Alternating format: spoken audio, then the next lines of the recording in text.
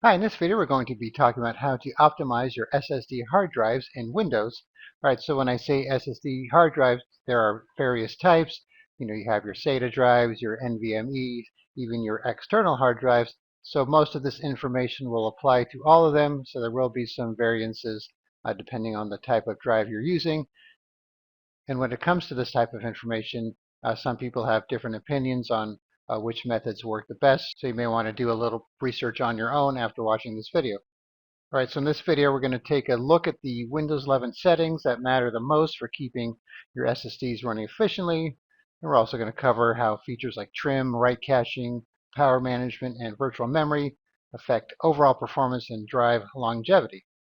So the goal is going to be to give you a straightforward understanding of what these options do and how to configure them so your SSD operates reliably and consistently.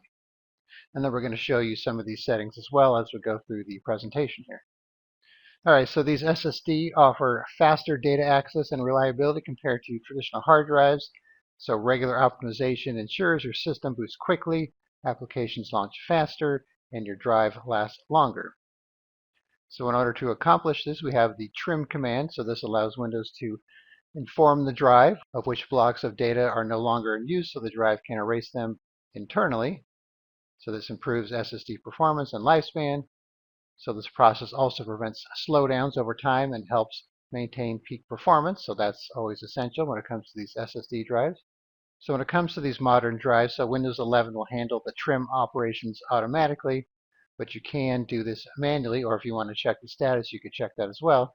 So for example, if you go to the Settings, System Storage, Advanced Storage, Drive Optimization, you could select your disk and click Optimize from there. So let's take a look at that real quick.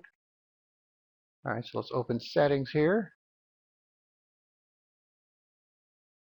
System, Storage, Advanced Storage Settings, and then Drive Optimization. So there is more than one way to get to these settings, such as from File Explorer, but it's up to you how you get there. All right, so you can see here it shows the fragmentation for our C drive and our E drive, and then this is a CD-ROM, so optimization is not available. So you can see scheduled optimization is already turned on, so that's the default for Windows here. So the frequency is set to weekly, and you can change the settings if you want to do that. And if you pick your drive, you can click on Analyze.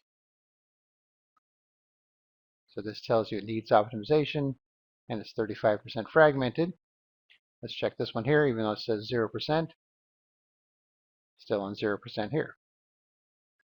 All right, so you can run this from here. It's not going to be the same as doing a defrag, even though it looks the same as the defrag screen that you're probably used to seeing for older hard drives. Or you could just let it run on schedule there, so that's up to you. But usually just letting it run on the weekly schedule is going to be totally fine. All right, so let's close this out and go back to the slides. All right, so now we're going to move on to write caching. All right, so this write caching, what it does is that it improves burst performance by temporarily holding data before writing to the disk. So it's safe for most modern SSDs due to built-in power loss protection, and disabling write cache flushing can increase risk during power loss. All right, so as you can see here, it enables temporary write storage to improve speed, and it can be accessed from Device Manager, disk drives, SSD properties, policies, enable write caching. So if we check that real quick. All right, so let's open up Device Manager. Find our hard drive here. So this is a virtual machine, so that's why it says virtual disk here. Properties, policies, but you can see it's disabled on this particular computer because it's a virtual machine and it tends to be disabled by default, but it should be enabled by default on your computer if it's just a regular physical computer. So you can enable it, and it says it will improve system performance by enabling write caching on the device, but a power outage or equipment failure might result in data loss or corruption. And if you do check this box, then you have the option to turn off the Windows write caching buffer flushing on the device. So we did a whole video on this write caching, so I'm going to put a link in the description for that rather than go through everything again, because there's a little bit more to it than what you're going to see on the screen here. But as you can see, it's most likely going to be disabled by default. All right, back to the slides. All right, so as I was saying, enabling this write caching in Windows, you can enable it, but it comes with some risks, such as data loss risk. So if your computer loses power or crashes before the cached data is written to the disk, you may lose unsaved data or experience file corruption. So that's one risk you're going to have to think about. So the potential for file system errors. So sudden shutdowns can cause incomplete writes, leading to file system errors that may require repair. So if it's in the middle of doing its process here and you lose power, something crashes, then you might have some data corruption. But that could happen anyways, because if you're in the middle of something and your computer shuts off, you could have some data corruption as well. All right, so it's not ideal for uninterruptible power. So on desktops without battery backup or laptops with failing batteries, the risk is higher. So of course you should be using some type of battery backup, a UPS on your desktop, and of course your laptop's going to have a battery, so you shouldn't have a problem with that, unless of course your battery just happens to die. All right, so now let's talk about tweaking your power plan. So doing this can prevent unnecessary power saving features from slowing down SSD response time. So it's ideal for desktops and high performance laptops. So this can slightly increase power usage, but at the same time you get a little more responsiveness out of your computer. So you can do things like prevent the sleep delays and latency. So SSD drives don't benefit from frequent sleep cycles like regular spinning disks do. So you could set the turn hard disk off after to 0 minutes so it doesn't turn off the disk at all. You could also disable PCIe power management to ensure consistent SSD performance, especially in high demand scenarios. So this could be done from power management. So let's go check that out. All right, so you can get to the power settings from the Windows settings, but I just like to go to Control Panel because you have more options there. All right, so if we go to the power options, of course, you could choose your plan. I always like to use the high performance plan. I don't like anything being shut off. It's not like it's going to use that much more energy. And if you click on change plan settings and then change advanced power settings. So right here, I think the default is 20 minutes. So you can set this to 0 for turning off hard disk. And here's the PCI Express link state power management. You turn that off. And then there's also some other settings here you could go through if you really want to disable everything, such as sleep or the USB settings for suspend. You can turn that off as well so it doesn't kill your USB devices. And then just click on apply and OK, and this should be saved. All right, so let's move on to virtual memory and your paging file. So the page file by Windows is used for, I guess you could say, kind of like a temporary memory when you're running low on your physical RAM. So it uses the hard drive as extra RAM storage. So even if you have a lot of RAM on your computer, it's most likely still going to use this page file. So if you're the type who likes to assign a custom size to your page file, this could actually avoid constant resizing that causes extra writes to your drive. But of course, if you set this too small, then the page file could crash under memory pressure. All right, so let's take a look at the page file settings here. So this is under Settings, System, About, and then Advanced System Settings. All right, let's go back to the settings here. Of course, there's another way to get to this as well. System, About,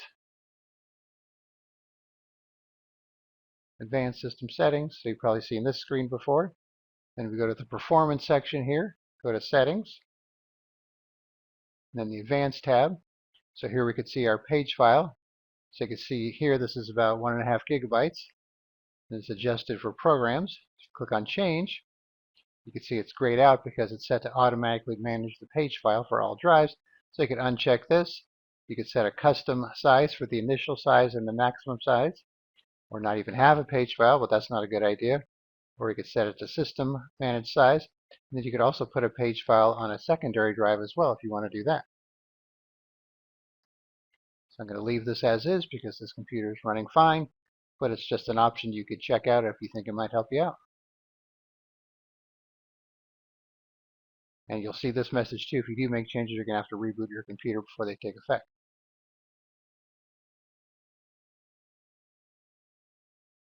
All right, so if you do a custom size, you might want to think about making it 1.5 times the amount of RAM you have, up to a max of 3 to 4 times the amount of RAM you have.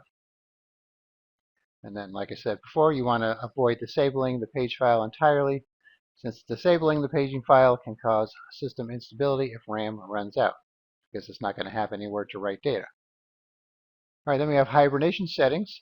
So this is used when your computer goes into hibernation mode. So it kind of shuts itself off, but doesn't really shut itself off. And when it does do this, it writes large files to the disk, and then it saves the system state to a file as large as your RAM, which can be several gigabytes. So if you don't need the hibernation feature, let's say maybe you just use sleep or something like that instead, you could disable it to reduce SSD wear, disk space usage, and then also reduce unnecessary large writes. So to do so, you could open an administrative command prompt and run this command here. And when you do run this command, you're not going to see any results. So once you press enter, it should go back to the prompt, meaning everything was okay. Unless there's some type of error, then it should give you a message. All right, so now let's just kind of go over some SSD-friendly backup software. So there are many apps out there that are designed for SSD drives, since most of us are using those now. So you want to look for that when you're checking out these backup tools. So when you use this type of software, it'll minimize write operations, since SSDs have limited write cycles, because eventually they will wear out, so they don't last forever.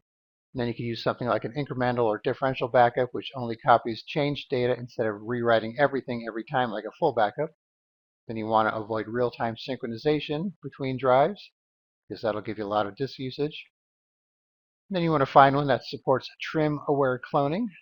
Like we were talking about before with trim, this will help SSDs manage unused blocks efficiently. And these apps will help preserve trim functionality during cloning or imaging for backups. Then look for something with smart sector backup, so it only backs up used sectors, which will skip empty space. This can reduce your backup size. And also check for proper SSD alignment, so this ensures that partitions are aligned correctly during the cloning or restoration process, because if there's misalignment, that could slow down read and write speeds and increase wear. And then finally, we have the compression and deduplication feature. So this compresses backup data to reduce storage and write volume. And then deduplication avoids storing duplicate files, which saves space and wear. All right, then we have our firmware update here. So firmware patches can fix things like slowdowns, sleep resume bugs, or even compatibility issues. So some of these updates improve wear leveling and thermal management. So of course, when you do a firmware update, you always want to back up your data before applying it, just in case something crashes. So these hard drive manufacturers often release updates for stability and performance, and they could also fix bugs and improve compatibility, and even speed things up. So you want to use the official tools that match your hard drive brand, like Samsung Magician or Crucial Storage Executive. And then once again, always back up your data before updating firmware, and then check for updates on a regular basis. All right, then finally we have some additional tips here. So obviously you want to avoid filling your drive up completely, because just like with any other type of hard drive, performance will drop when full. Windows needs a certain amount of free space to operate. And then if you really want to get into it, you could use tools like Crystal Disk Info to track your SSD health. All right, so when it comes to the free space, 10 to 20% free space is about right. For the more the better, obviously. And with today's larger drives, it's pretty easy to have a bunch of free space. So this space allows the SSD to manage data efficiently and prolongs its lifespan. And then, of course, avoid frequent defragmentation, since Windows will auto-manage it. So the regular defrag is not necessary for SSDs and can cause extra wear. So that's why we have the optimize option, the trim option. So Windows 11 automatically optimizes these drives without traditional defrag methods, which you saw. All right, then you want to keep your Windows operating system optimized for SSD support. So these updates can ensure that you benefit from the latest SSD optimizations and security improvements. All right, so there's your basic overview of how to optimize your SSD in Windows, and things to look for and things to avoid at the same time. All right, so if you follow these recommendations here, you should be able to extend the life of your drive and also extend the life of your data. And I will say one last thing here. Even if you're doing all these methods here, make sure you do regular backups, because at some point your hard drive will probably fail, so keep that in mind. All right, thanks for watching, and be sure to subscribe.